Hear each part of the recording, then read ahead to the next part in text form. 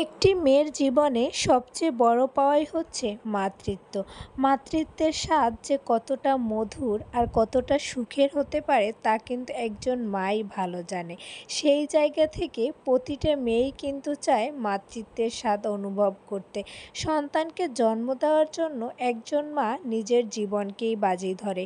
নিজের জীবনের কথা দুবার ভাবে না। ঠিক তেমনি 10 মাস 10 দিন গর্ভে ধারণ করার পর মৃত্যু যন্ত্রণার মতো কষ্ট সহ্য করে যখন সন্তান জন্ম দেয়, তখন সেই সন্তানের মায়ামাখা মুখ দেখে মা সেই সব কষ্টই কিন্তু ভুলে যায়।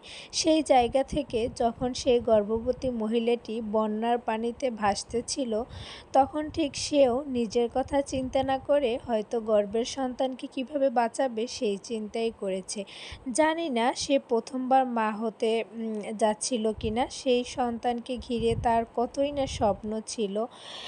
তো আসলে সন্তানের মুখে মা ডাকটা শোনার জন্য সেই মা কত গভীর আগ্রহে অপেক্ষা করছিল। তো আলহামদুলিল্লাহ অবশেষে সেই মহিলাটিকে কিন্তু আমাদের বাংলাদেশ আর্মি খুব সুন্দরভাবে কিন্তু খুব যত্নে কিন্তু তাকে উদ্ধার করতে পেরেছে। তো এটা দেখে এতটাই ভালো লাগছিল।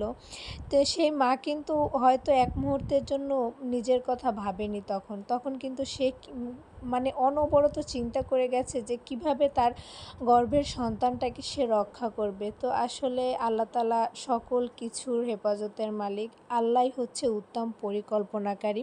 তো তিনি আসলে যা ভাববেন আমাদের জন্য তার উপরে আর কিছুই নেই। তো আল্লাহ তাআলা যে এতটাই মানে এতটাই নিখুঁত পরিকল্পনা করে, এটা আমরা অনেক সময় চিন্তাও করতে পারি না যে কিভাবে সেই মহিলাটি বেঁচে গেল আর খুব সুন্দর ফুটফুটে একটা ছেলে সন্তানের জন্ম দিয়েছে।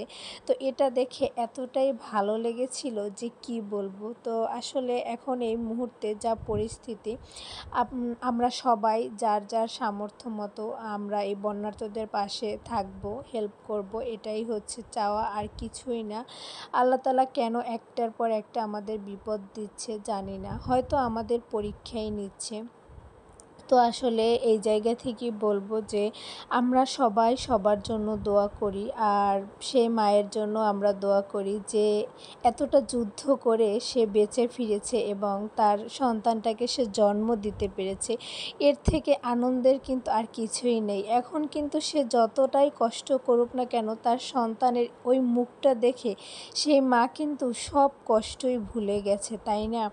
তো আসলে আজকের ভিডিওটা ছিল আমার এই টপিকই। সবাই ভালো থাকবেন, সুস্থ থাকবেন।